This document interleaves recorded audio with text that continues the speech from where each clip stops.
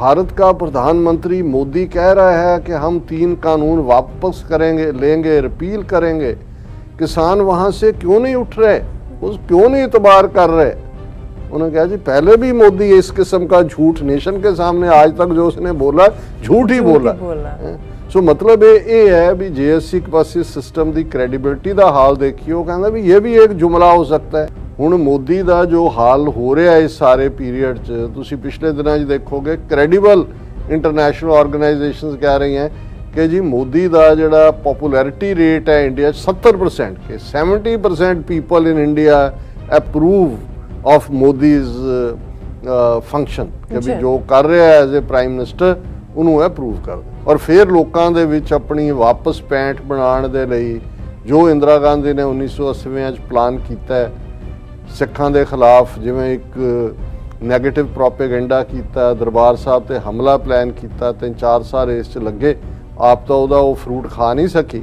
Otherwise Indira Gandhi जिउंदी रहिंदी तो उवें ही उन्हें जिहड़ा मैजोरिटी ने उन्होंने वोटां पाउणियां सी, जिवें उहदे मुंडे नूं पाईयां राजीव गांधी नूं उहदे सौदे जाण तो बाद। उन्हां दा सी शाइनिंग इंडिया दे थल्ले कि भी by 2025 we will take over China and by 2050 we will take over America and we will be the only super power।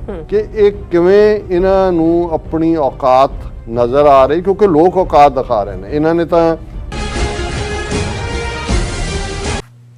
दर्शकों ब्रेक तो बाद तुहाडा सब दा भरपूर स्वागत है। सो व्यूअर्स प्रोग्राम नूं होर अगे वधांदे अज दे दूसरे अहम इशू दे नाल, उस दे विच आपां गलबात करन जा रहे हां कि RSS दे मुखी मोहन भागवत ने ऐलान किया है कि भारत सुपर पावर नहीं बनना चाहता, असीं विश्व गुरु बनना चाहते हाँ। इस नूं कहंदे ने हाथ ना पहुंचा थू कोड़ी। सो इस बारे आपां गलबात करन जा रहे हां। सो असीं चाहांगे कि तुसां नाल इसे तरह बने रहना, देखण सुन लिया लिखण लई तुहाडा सब दा बहुत बहुत शुक्रिया जी। डॉक्टर साहब की विचार ने? देखो अक्सर ग्रेप्स आर सावर, अंगूर खट्टे ने, ये कहानी साडे जमाने भी 6वीं 7वीं दियां अंग्रेजी दियां किताबां जो 6वीं च अंग्रेजी सैकंड लैंगुएज के तौर पर शुरू होंदी है जी, वो सुनाई जाती सी कि भाई एक लोमड़ी जिहड़ी है वो अंगूरां दे देखदी है कि भी लमक रहे ने, वो उच्चा जंप करके भी करदी है एंड इवेंचुअली जिहड़ी है वो उत्थे तक नहीं पहुँच सकती, उच्चा गुच्छा तोड़ना चाहती है और वो उतों मुड़ जाती है कह के भी चंगा ही होया मैं नहीं तोड़े, अंगूर खट्टे ने, ग्रेप्स आर सावर, सो हाथ ना पहुंचा थू कौड़ी कि भी ये खट्टे ने। अटल बिहारी वाजपेयी जदों हालां 3 बार वो प्राइम मिनिस्टर बनया, एक बार 13 दिन लई, एक बार 13 महीने लई, फिर 4.5 साल उन्हें अर्ली इलैक्शन ऑर्डर कर दित्ती सी और बदकिस्मती नाल वो समझदा सी कि इंडिया हुण बहुत शाइन कर रहा है। उस जमाने दे विच ये नारे दिते गए सी शाइनिंग इंडिया, राइजिंग इंडिया। और जे तुहानूं याद होए लोकां दी यादाश्त तां घट हुंदी है बहुत बार, अपणिआं दी भी और वैसे भी सोसाइटी च, और पॉलिटिशियंस इन्ने झूठ बोलण दे माहर ने कि जे उन्हां बोल दिता है और दूजा जे कोई सवाल पुछे भी, जे मोदी ने ये कहा सी कि भाई स्विस बैंकों चों हर एक दे अकाउंट च 15-15 लाख आएगा और आना तो की सी 15 लाख। तो जदों हुण दूसरा उहदा जिहड़ा असली चाणक्य है जिहड़ा सारियां नीतियां प्लान करदा है और अजीत डोवल की छत्र छाया थल्ले अमित शाह, जदों उहनूं एक प्रेस कॉन्फ्रेंस च किसी ने, क्योंकि मोदी ने तो इन्हां 7 सालां च कोई प्रेस कॉन्फ्रेंस की ही नहीं, उन्हें कहा कि भाई मन की बात ते मन हरामी हुजतां ढेर, जिवें पंजाबी दा अखाण है, वो तो हुजतां आप ही करके अपनी बात आप ही अपने आप को सुना के जबलियां मार के चला जाता है। और अमित शाह नूं एक बार घेर लिया तो वह भी एक लाइटर मूड च होएगा किते ना किते। अदरवाइज जदों उन्होंने कहा कि जी मोदी जी ने जिहड़ा ये इकरार किया सी वो 15-15 लाख का, वो कित्थे गया, कहंदा अरे भाई वो तो एक जुमला था। हुण ये गल भी स्टिक कर गई। हुण जदों भी उन्होंने ये पुछया जाता है और हुण ये डिबेट हो रही है कई, जदों किसानां दे 3 कानून वापस लैण की गल मोदी ने की तो एक पूछ रहा कि अरे भाई नेशन के सामने भारत का प्रधानमंत्री मोदी कह रहा है कि हम 3 कानून वापस करेंगे, लेंगे, रिपील करेंगे, किसान वहाँ से क्यों नहीं उठ रहे, उस क्यों नहीं इतबार कर रहे। उन्होंने कहा जी पहले भी मोदी इस किस्म का झूठ नेशन के सामने आज तक जो उसने बोला झूठ ही बोला। ਸੋ ਮਤਲਬ ਇਹ ਹੈ ਵੀ ਜੇ ਅਸੀਂ ਇੱਕ ਪਾਸੇ ਸਿਸਟਮ ਦੀ ਕ੍ਰੈਡੀਬਿਲਿਟੀ ਦਾ ਹਾਲ ਦੇਖੀਏ, ਉਹ ਕਹਿੰਦਾ ਵੀ ਇਹ ਵੀ ਇੱਕ ਜੁਮਲਾ ਹੋ ਸਕਦਾ ਹੈ, ਜੇ ਇਹਨਾਂ ਨੇ ਮੁਕਰਨਾ ਹੀ ਹੈ ਤੇ ਇਵੇਂ ਕਰ ਸਕਦੇ ਨੇ। ਹੁਣ ਵਾਜਪਾਈ ਦੇ ਜ਼ਮਾਨੇ 'ਚ ਜਦੋਂ ਕਿ ਇਹਨਾਂ ਨੇ ਬਾਹਰਲੇ PR ਫਰਮਾਂ ਹਾਇਰ ਕਰਨੀਆਂ ਸ਼ੁਰੂ ਕੀਤੀਆਂ, ਪੈਸਾ ਵੀ ਉਸ ਜ਼ਮਾਨੇ 'ਚ ਉਹਨਾਂ ਨੇ ਇਕੱਠਾ ਕਰਨਾ ਸ਼ੁਰੂ ਕੀਤਾ। ਹੁਣ ਵੀ ਜਦੋਂ ਕਿਤੇ ਹੁੰਦਾ ਜੀ ਫਲਾਂ ਜਿੱਤ ਗਿਆ, ਉਹ ਨਤੀਸ਼ ਕੁਮਾਰ ਜਿੱਤਿਆ ਜੀ, ਉਹਦੀ ਜਿਹੜਾ ਉਹ ਕੌਣ ਕਰ ਰਿਹਾ ਸੀ ਫਲਾਣਾ, ਜਿਹਨੂੰ ਐਡਵਾਈਜ਼ਰ ਅਮਰਿੰਦਰ ਨੇ ਵੀ ਰੱਖਿਆ ਕਿ ਜੀ ਉਹ ਸਾਰਾ ਤਿਆਰ ਕਰਦਾ ਹੈ ਇਲੈਕਸ਼ਨ ਪਲਾਨ, ਉਹਦੇ ਕੋਲ ਪੂਰਾ ਹੈ ਕਿ ਕਿਸ ਹਲਕੇ 'ਚ ਕਿੰਨੇ ਲੋਕ, ਕਿਹੜਾ ਨਾਅਰਾ ਵਿਕੇਗਾ, ਨਹਿਰੂ ਜੀ ਉਹ ਲਿਖ ਕੇ ਦਿੰਦਾ ਹੈ। ਉਹਨੇ ਹੀ ਮੋਦੀ ਨੂੰ 2014 ਦੀਆਂ ਚੋਣਾਂ ਜਿਤਾਈਆਂ ਸੀ, ਉਹਨੇ ਹੀ ਮਮਤਾ ਬੈਨਰਜੀ ਨੂੰ ਜਿਤਾਈਆਂ, ਉਹਨੇ ਹੀ ਅਮਰਿੰਦਰ ਨੂੰ ਜਿਤਾਈਆਂ। ਹੁਣ ਪਤਾ ਨਹੀਂ ਉਹ ਕਿਹਦੇ ਨਾਲ ਹੈ, ABC ਵੀ ਕਾਂਗਰਸ ਤੋਂ ਜੁਆਇਨ ਕਰ ਰਿਹਾ ਰਾਹੁਲ ਗਾਂਧੀ ਦੇ ਨਾਲ। ਸੋ ਮਤਲਬ ਇਹ ਹੈ ਕਿ ਇਹ ਜੋ ਅੱਜ ਇੱਕ ਓਪੀਨੀਅਨ ਕ੍ਰੀਏਟ ਕੀਤਾ ਜਾਂਦਾ ਹੈ, ਨਾਅਰੇ ਥਰੋ ਕੀਤੇ ਜਾਂਦੇ ਨੇ, ਇਹ ਪੂਰਾ ਮੈਨੂਫੈਕਚਰਡ ਓਪੀਨੀਅਨ ਹੁੰਦਾ, ਕੋਈ ਨੈਚੁਰਲ ਓਪੀਨੀਅਨ ਨਹੀਂ ਹੁੰਦਾ। ਔਰ ਇਸੇ ਤਰ੍ਹਾਂ ਜਦੋਂ ਉਹਨਾਂ ਨੂੰ ਲੱਗਦਾ ਹੈ ਵੀ ਹਰ ਫਰੰਟ ਤੇ ਫੇਲ ਹੋ ਰਹੇ ਨੇ, ਫਿਰ ਇੰਟਰਨੈਸ਼ਨਲ ਇਸ ਕਿਸਮ ਦੀਆਂ ਆਰਗੇਨਾਈਜੇਸ਼ਨਸ ਨੂੰ ਸੱਦ ਲੈਂਦੇ ਨੇ, ਜਿਹੜਾ ਅਲਟੀਮੇਟਲੀ ਪੈਸੇ ਦੀ ਖੇਡ ਹੁੰਦੀ ਹੈ ਕਿ ਜਿਹੜਾ ਓਪੀਨੀਅਨ ਪੋਲ ਲੈ।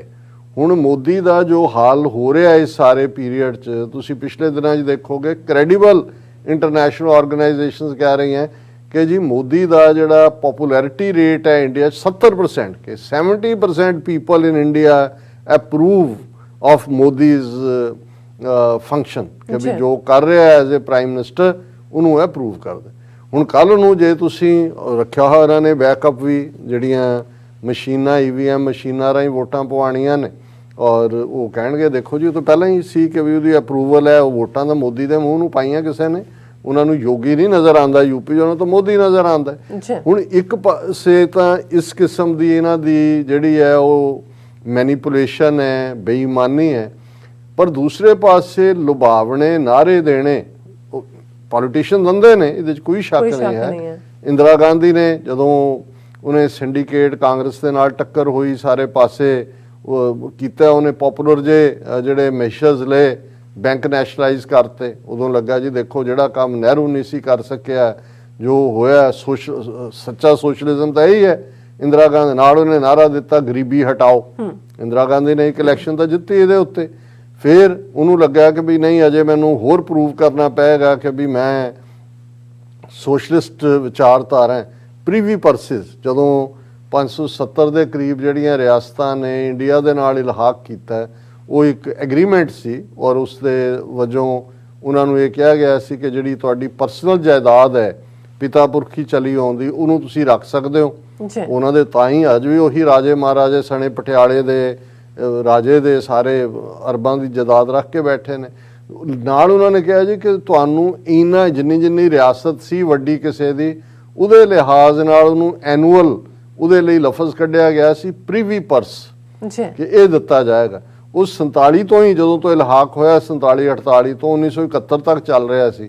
ਇੰਦਰਾ ਗਾਂਧੀ ਨੇ ਫੌਰਨ ਪਾਰਲੀਮੈਂਟ 'ਚ ਬਿੱਲ ਲਿਆ ਕੇ ਉਹਨੇ ਕਿਹਾ ਜੀ ਬਹੁਤ ਤੁਹਾਨੂੰ ਦੇ ਦਿੱਤਾ, 20-25 ਸਾਲ ਹੋ ਗਏ, ਹੁਣ ਪ੍ਰੀਵੀ ਪਰਸਿਸ ਬੜਾ ਪਪੂਲਰ ਮੇਸ਼ਰ ਹੋਇਆ। ਹੁਣ ਉਸ ਸਾਰੇ ਤੋਂ ਇਹ ਵੱਖਰੀ ਗੱਲ ਹੈ ਕਿ ਜਦੋਂ ਇੰਦਰਾ ਗਾਂਧੀ ਦਾ ਡਿਕਲਾਈਨ ਸ਼ੁਰੂ ਹੋਇਆ, ਔਰ ਉਦੋਂ ਲੋਕ ਕਹਿਣ ਲੱਗ ਗਏ ਸੀ ਕਿ ਜੀ ਇਹ ਤਾਂ ਇਹਦਾ ਨਾਅਰਾ ਸੀ ਗਰੀਬੀ ਹਟਾਓ, ਪਰ ਇਹ ਤਾਂ ਗਰੀਬ ਹਟਾਓ ਤੇ ਆ ਗਿਆ, ਇਹ ਤਾਂ ਜੋ ਇਹਦੀਆਂ ਨੀਤੀਆਂ ਨੇ ਗਰੀਬਾਂ ਨੂੰ ਮਾਰਨ ਵਾਲੀਆਂ ਨੇ।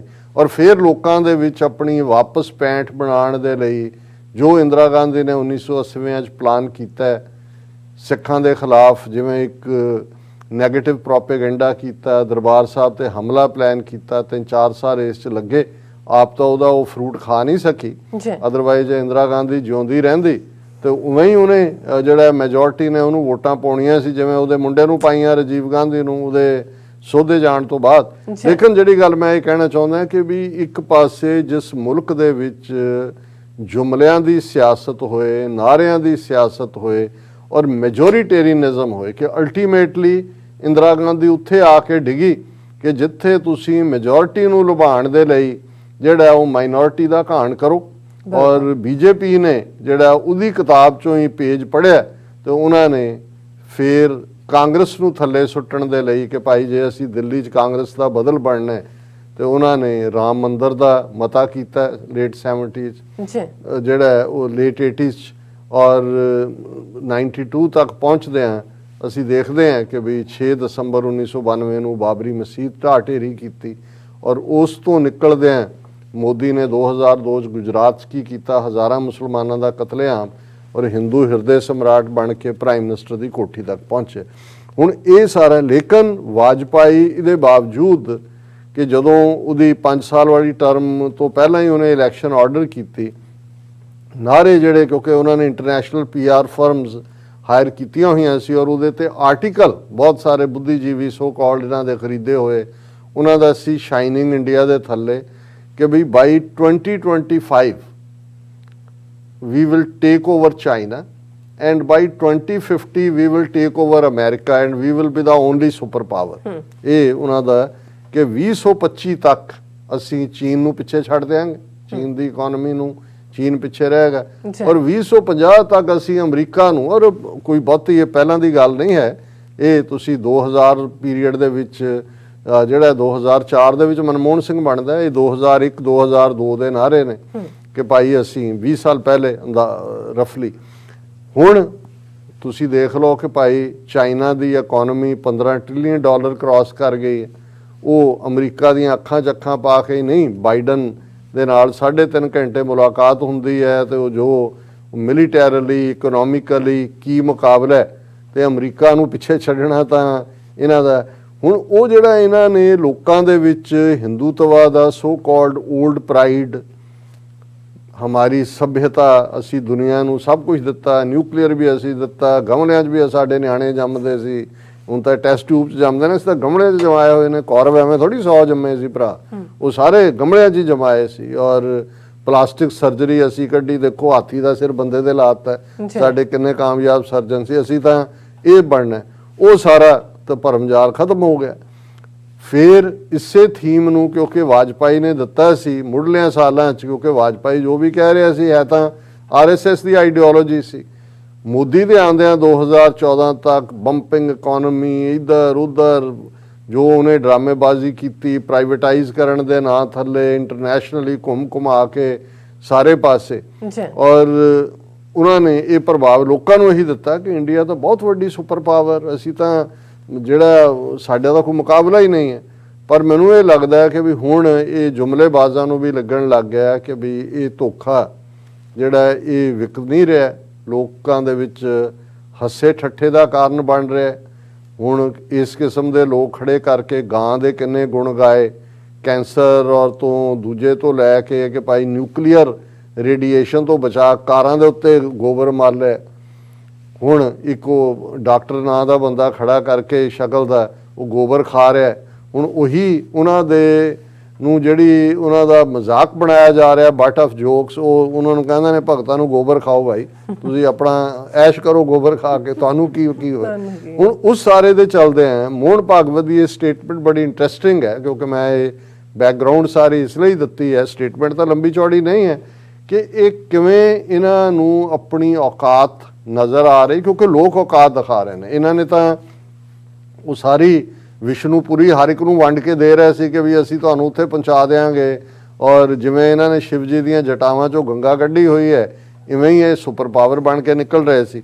ਹੁਣ ਇਹਨਾਂ ਦਾ ਹੀ ਇੱਕ ਗਰੁੱਪ ਹੈ ਜਿਹੜੇ 72 ਇਹਨਾਂ ਨੇ ਆਰਗੇਨਾਈਜੇਸ਼ਨਾਂ ਫਲੋਟ ਕੀਤੀਆਂ ਹੋਈਆਂ, ਭਾਰਤ ਵਿਕਾਸ ਪਰਿਸ਼ਦ, ਉਹਨਾਂ ਦੀ ਇੱਕ ਜਿਹੜੀ ਹੈ ਰੈਲੀ ਦੇ ਵਿੱਚ ਜਿਹੜਾ ਵੱਡਾ ਫੰਕਸ਼ਨ ਕੀਤਾ, ਕਿਉਂਕਿ ਉਹਦੇ 'ਚ ਉਹਨਾਂ ਨੇ even All India Institute Medical Sciences ਦਾ ਨੀਲੂ ਸੂਰੀ, ਡਾਕਟਰ ਵਿਵੇਕ ਦੀਕਸ਼ਤ, ਫਿਰ ਨਰਸਿੰਗ ਆਫਿਸਰ ਔਰ ਦੂਜਿਆਂ ਤੀਜਿਆਂ ਨੂੰ ਆਨਰ ਵੀ ਕੀਤਾ। ਉਹਦੇ ਜਿਹੜੀ ਮੋਹਨ ਭਾਗਵਤ ਨੇ ਗੱਲ ਕਹੀ, ਉਹਦੇ ਤੋਂ ਮੈਨੂੰ ਲੱਗਦਾ ਹੈ ਕਿ ਵੀ ਇਹ ਹੱਥ ਨਾ ਪਹੁੰਚਾ ਥੂ ਕੋੜੀ ਵਾਲਾ ਹਾਲ ਹੈ। ਔਰ ਇਹਨਾਂ ਦੀ ਹੀ ਮੀਡੀਆ ਦੀ ਸਟੇਟਮੈਂਟ ਇੰਡੀਆ ਨਿਊਜ਼ ਨੇ ਲਾਈ ਹੋਈ ਹੈ, India does not need to be a super power, should aspire to be ਵਿਸ਼ਵ ਗੁਰੂ। ਮੋਹਨ ਭਾਗਵਤ ਕਹਿੰਦਾ ਜੀ ਸਾਨੂੰ ਜਿਹੜਾ ਨਾ ਉਹ ਹੁਣ ਸੁਪਰ ਪਾਵਰ ਬਣਨ ਦੀ ਲੋੜ ਨਹੀਂ ਹੈ। India doesn't need to be one. There is a reason why India exists. We are Hindustan despite so many attacks. ਹੁਣ ਹਿੰਦੁਸਤਾਨ ਬਣ ਗਏ ਕਿ ਵੀ ਇੰਨੇ ਹਮਲੇ। We are needed to create a balance. We are not only becoming Mahashakti. There have been superpowers. We need to be Vishwa Guru. Bhagavat was quoted as saying by ANI. ANI Indian intelligence the media outfit ਹੈ, ਉਹਨੇ ਕਿਹਾ ਜੀ ਅਸੀਂ ਉਹ ਜਿਹੜਾ ਹੁਣ ਕੋਈ super power ਬਣਨ ਦੀ ਚਾਹਨਾ ਨਹੀਂ ਰੱਖਦੇ, people across the world should come and learn. ਸਾਡੇ ਅਸੀਂ ਵਿਸ਼ਵ ਗੁਰੂ, ਉਹ ਵਾਮਣ ਦੀ ਚਾਹਨਾ ਜਾਂਦੀ ਨਹੀਂ ਕਿ ਵੀ ਮੈਂ ਸੰਸਾਰ ਦਾ ਗੁਰੂ ਹਾਂ, ਮੈਂ ਸਭ ਨੂੰ ਉਪਦੇਸ਼ ਕਰਦਾ। ਉਹ ਕਹਿੰਦਾ ਜਿਹੜਾ world should come and learn, people across the world should come and learn, then they can go back and teach humanism based on their culture and religious, ਕਿ ਸਾਡੇ ਕੋਲ ਆਣ ਅਸੀਂ ਉਹਨਾਂ ਨੂੰ ਸਿਖਾਵਾਂਗੇ ਇਨਸਾਨੀਅਤ ਕੀ ਹੈ, ਟੋਲਰੈਂਸ ਕੀ ਹੈ, ਫਿਰ ਉਹ ਆਪਣੇ ਜਾ ਕੇ ਉਹਨੂੰ ਪ੍ਰੈਕਟਿਸ ਕਰਨ। India can give perspective to the world according to ਅਸੀਂ ਦੁਨੀਆ ਨੂੰ ਦੱਸ ਸਕਦੇ ਹਾਂ ਹਿਊਮੈਨਿਜ਼ਮ ਕੀ ਹੈ। ਔਰ ਦੂਸਰਾ ਜਿਹੜੀ ਹੈ people should come here to build character.